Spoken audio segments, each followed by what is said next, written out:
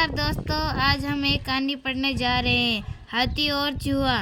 एक समय जंगल में एक पेड़ के नीचे चूहों का एक समूह रहता था।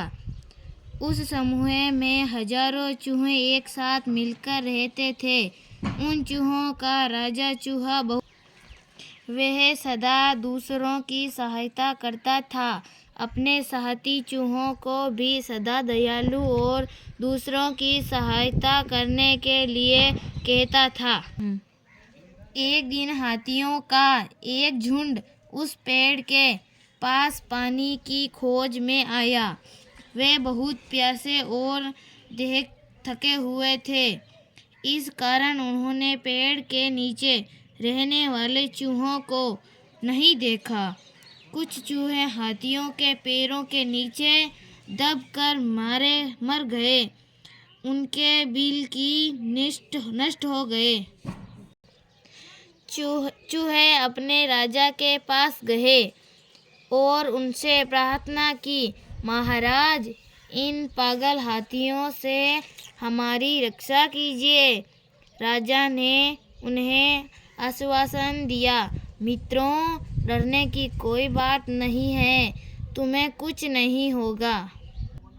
चूहों का राजा हाथियों के सरदार के पास गया। उसने हाथियों के सरदार से विनम्रतापूर्ण आग्रह, महाशय, आप अपने साथी हाथियों से हमारी रक्षा कीजिए। उन्हें किसी दूसरे स्थान पर ले जाइए। हाथियों का सरदार भी बहुत दयालु था। वह चूहों की परेशानी समझ गया। उसने कहा, मुझे क्षमा कीजिएगा, हम बहुत प्यासे थे और पानी की खोज में यहाँ आए थे। हमें पता नहीं था कि आप लोग यहाँ रहते हैं। चूहों के राजा ने हाथी के सरदार को पानी पीने की जगह बताई। हाथियों ने चूहों से माफ़ी मांगी और चले गए। चूहों के राजा ने कहा, मित्रों, अब सुरक्षित हैं। आज हमने यह सीखा कि विनम्रता से हमें परिस्थितियों को अपने अनुकूल बना सकते हैं। एक दिन जंगल में हाथियों के कुछ शिकारी आए और उन्होंने सभी हाथियों को जाल में फंसा लिया। सभी हाथी बहुत निराश थे। उन्हें लगता था कि अब उन्हें कोई नहीं बचा सकता। अचानक हाथियों के सरदार को चूहों की याद आई।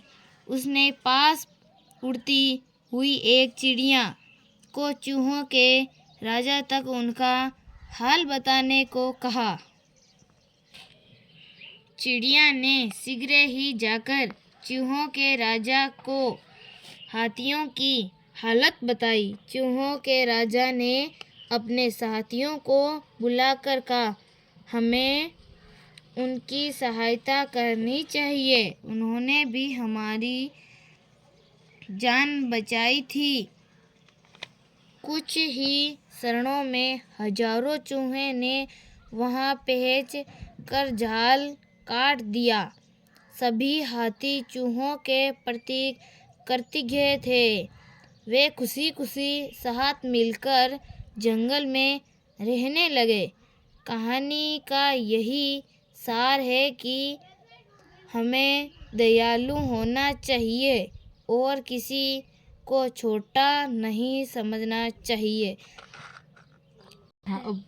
इसी के साथ हमारी कहानी समाप्त होती है। इसीलिए आप हमारे वीडियो अच्छा लगे तो लाइक करना और सब्सक्राइब करना। धन्यवाद।